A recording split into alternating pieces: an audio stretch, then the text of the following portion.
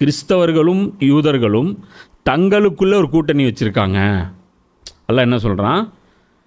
அவர்களில் சிலருக்கு நெருங்கிய நண்பர்களாக இருக்கின்றனர். அதாவது நீங்கள் அவங்களோட ஃப்ரெண்ட்ஷிப் வச்சுக்காதீங்க, ஏன்னா அவங்களுக்குள்ள ஃப்ரெண்ட்ஷிப் பாண்டிங் இருக்குது. இப்போ யூதர்கள் யார், கிறிஸ்தவர்கள் யார்?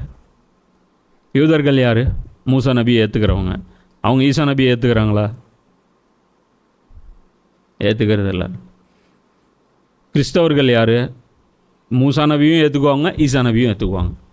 அவங்க முகமது ஸல்லல்லாஹு அலைஹி வஸல்லம் அவர்களை ஏற்க மாட்டாங்க. யூதர்கள்ட்ட 2 நபியும் மைனஸ், ஈசா நபியும் மைனஸு, ரசூல்லாவும் மைனஸு. கிறிஸ்தவர்கள்ட்ட ஒரே ஒரு நபி மைனஸு, ரசூல்லா மைனஸு. நம்மகிட்ட எல்லா நபியும் இன்க்ளூடட். நம்ம எந்த நபியையும் நிராகரிக்கிறதில்ல. இதுதான் நம்முடைய ஸ்டாண்டு. நம்ம மூசா நபியையும் மதிப்போம், ஈசா நபியும் மதிப்போம், அவங்களுடைய ஷரியத்தையும் மதிப்போம், அவங்களுடைய வேதங்களையும் மதிப்போம். இப்போது இவங்க ஏன் ஈசா நபியை அவங்க ஏற்றுக்கிறது இல்லை? ஒரு கூட்டம் ஏற்றுக்கிறது இல்லை அப்படின்னா அவங்களுக்குள்ள எவ்வளோ பெரிய வெஞ்சன்ஸ் இருக்கும். அவங்களுக்குள்ள கடுமையான அந்த வரலாற்றில் 2000 வருஷமாக கடுமையான பகை இவங்க 2 பேர்த்துக்குள்ள. இவங்க என்ன சொல்கிறாங்க? அப்பா எல்லாமே ஒரு பிறந்தார் இல்லையா ஈசா நபி, அதை பொய்ன்னு சொல்கிறாங்க. அப்பா இருக்காங்க, மறைக்கிறாங்க. மரியம் அலைஹிஸ்ஸலாமை தவறான வழியில் ஈசா நபியை பிறந்தாங்க அப்படிங்கிற அப்பாண்டமான ஒரு குற்றச்சாட்டை இவங்க வைக்கிறாங்க. எவ்வளோ கோபம் வரணும் இவங்களுக்கு, கிறிஸ்தவர்களுக்கு, யூதர்கள் மேலே.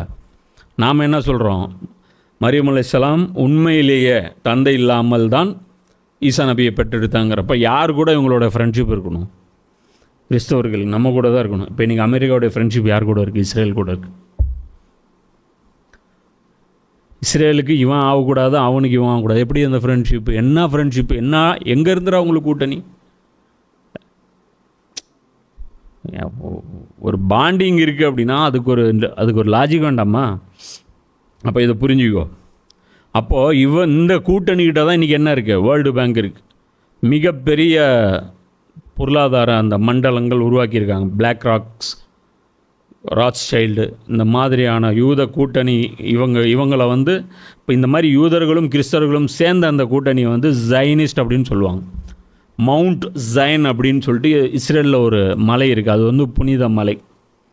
இப்போ அந்த மலையை அடையாளமாக வச்சு இந்த மூமெண்ட்டுக்கு பேர் ஜைனிஸ்ட் மூமெண்ட் அப்படின்னு ஆரம்பித்தாங்க. இது 1894 அந்த மாதிரியான காலகட்டங்களில் அது துவக்கப்பட்டுச்சு. அதோடைய ஃபவுண்டர் ஒருத்தர் தாடி வச்சுட்டு மீசை அப்படி முறுக்கி வச்சுருப்பேன். இன்றைக்கி ட்ரெண்டிங்கில் ஒரு மீசை தாடி இருக்குல்ல, இந்த கேஜிஎஃப்பில் இவனுங்களாம் வச்சு சுற்றுறானுங்க. அது ஜைனிஸ்டுடைய ஃபேஷன் அது. சரியா? இப்போ இவர்கள் உலகத்தை இப்போ என்ன பண்ணுறாங்க? அடக்கி ஆள்றாங்க. உலகம் பூரா இவங்களுடைய சொல் பேச்சு தான் நீ நடந்தாகணும். இவர்களுடன் நீங்கள் தொடர்பு வச்சே ஆகணும். இவர்கள் தான் எல்லா நாடுகளுக்கும் கடன் கொடுக்குறாங்க. இப்போ சமீபத்தில் பிரச்சனையாச்சா? தமிழ்நாடுடைய கடன் 9 லட்சம் கோடி. என்ன அவ்வளோ இருக்குது? 5 லட்சம் கோடி ரூபாவில் பழனிசாமி விட்டுட்டு போனார். இவங்க வருஷத்துக்கு 1 லட்சம் கோடி எக்ஸ்டெண்ட் பண்ணி 4 வருஷத்தில் 4 லட்சம் கோடி வாங்கினாங்க. அவங்க 10 வருஷத்துலேயே 5 லட்சம் கோடி தான் வாங்கினாங்க அப்படின்னு சொல்லிட்டு இவங்களுக்குள்ள அந்த கடன் கொடுத்தாங்களே யார் கொடுத்தாங்க? அந்த கடன் கொடுத்தாங்களே யார் கொடுத்தாங்க? இவங்க தான் கொடுக்குறாங்க. அமெரிக்கன். இந்த பேங்க்கெல்லாம் யாரும் இந்த பேங்க்குக்கெல்லாம் நீயும் அவங்களும் போய் அக்கௌண்ட் ஓப்பன் பண்ண, நாடுகள் தான் அக்கௌண்ட் ஓப்பன் பண்ண முடியும். புரியுதா? இந்த கரன்சி டாலர்ஸில் கடன் கொடுப்பாங்க. டாலர் ரேட்டு ஏற ஏற ஏற நீ அதாவது வட்டி ஒரு பக்கம் ஏறும், டாலர் வேல்யூ ஒரு பக்கம் ஏற்றி விட்ருவாங்க. கேட்டால் அது எப்படி ஏறிச்சு என்ன ஏறிச்சுன்பாங்க. கேட்டால் பார்த்துட்டு என்ன சொல்லுவாங்கன்னா பணம் வீங்கிருச்சும்பாங்க.